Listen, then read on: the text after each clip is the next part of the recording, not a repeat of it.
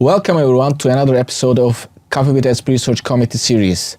Today I have Massimo Garriboli from Children's Hospital, Evelina Children's Hospital, London, who is the current chair of ESPU Research Committee. Welcome, Massimo. Thank you very much, Irfan. It's a pleasure for me to be here.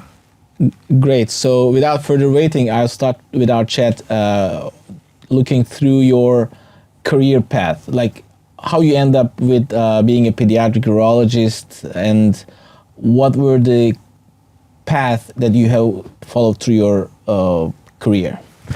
So I became a pediatric urologist through the approach to the general surgery first, followed by pediatric surgery, where I dedicated my specialty to, and then eventually to become a pediatric urologist. And my career has been coming into two directions.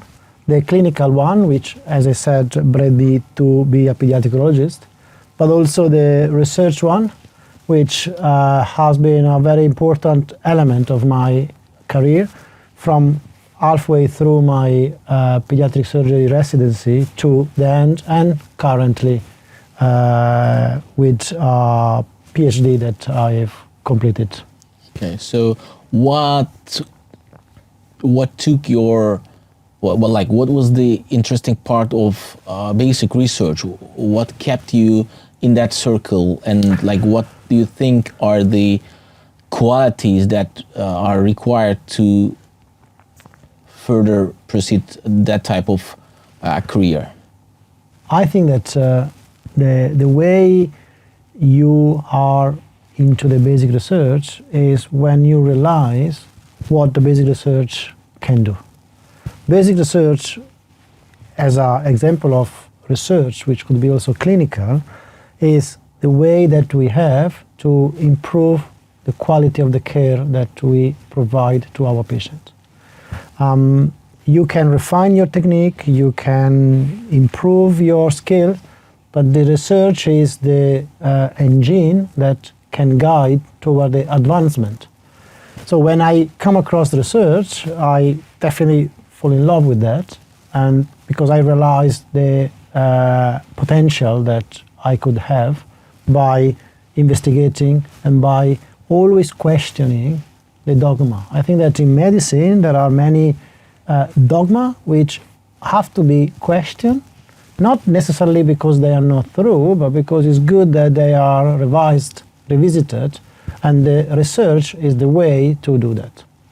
Okay, so what do you think that the a clinical person or a young researcher should have to proceed basic research? Like, what should people be in their head to pursue that type of career? I believe there are two separate elements. What is the personal level and what is outside your personal level?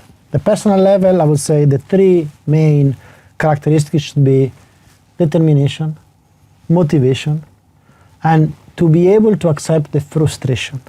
One of the things that everyone that does research definitely come across is hours, days, weeks spent onto a project and dedication and everything, ending up with the results which is not just negative results, but is completely non-expected.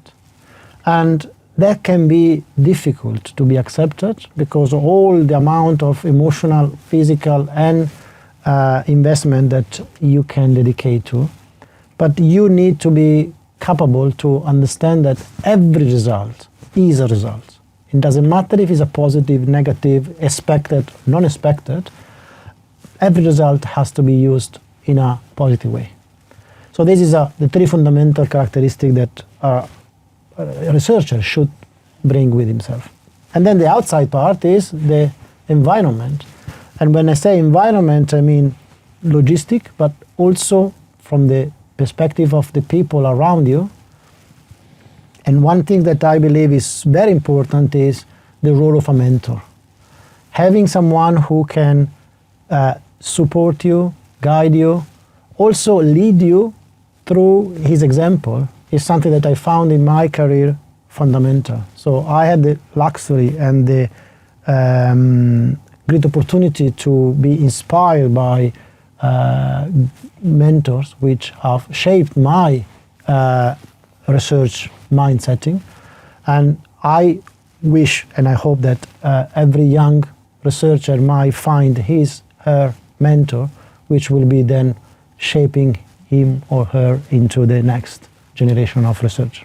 Perfect. So I think one of the most important things having a mentor is that there's an accumulated experience and knowledge that has been passed through the generations which are already available. So the next generation, the mentee, doesn't have to go through all the obstacles that the mentor has gone through, at least in a way, and then that would bring up the additional amount of knowledge to the mentee eventually.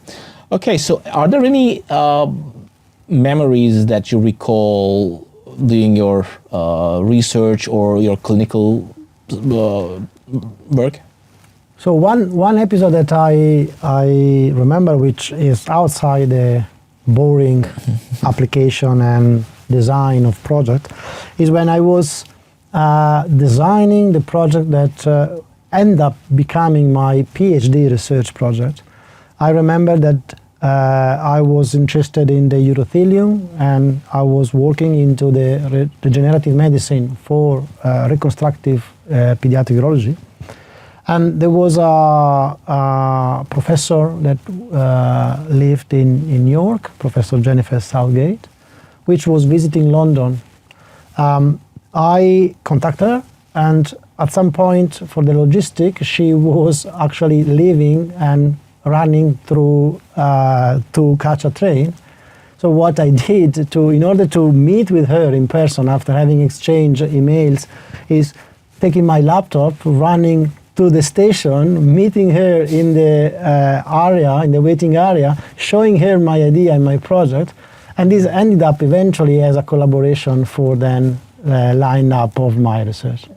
So that, I believe, is something that is not that every day happening, and might be representing the fact that you need to be motivated and looking outside the box, thinking outside the box to be able to then achieve. Yeah, absolutely. Like, you have to create your chances time to time, and then that your achievements can be followed accordingly.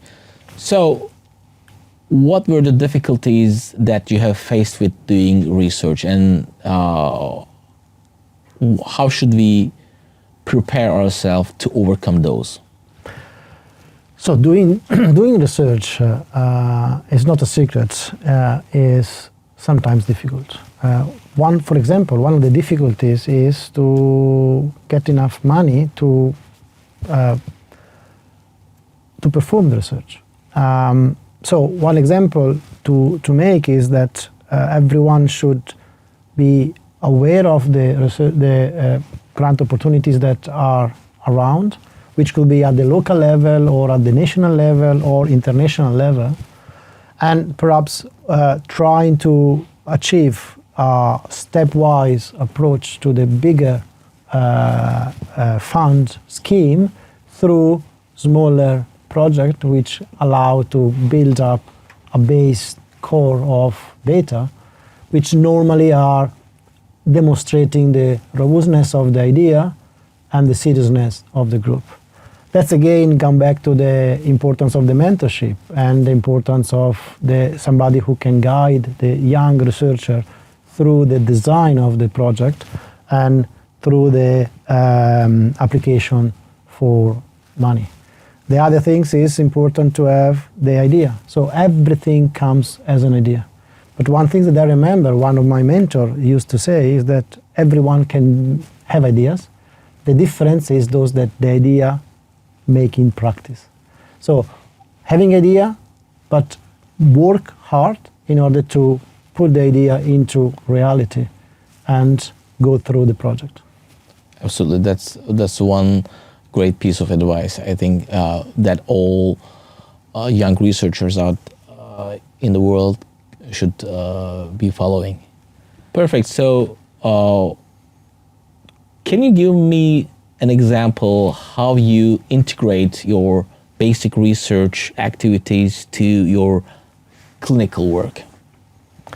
Well, that is absolutely fundamental, because you can't just do separate things.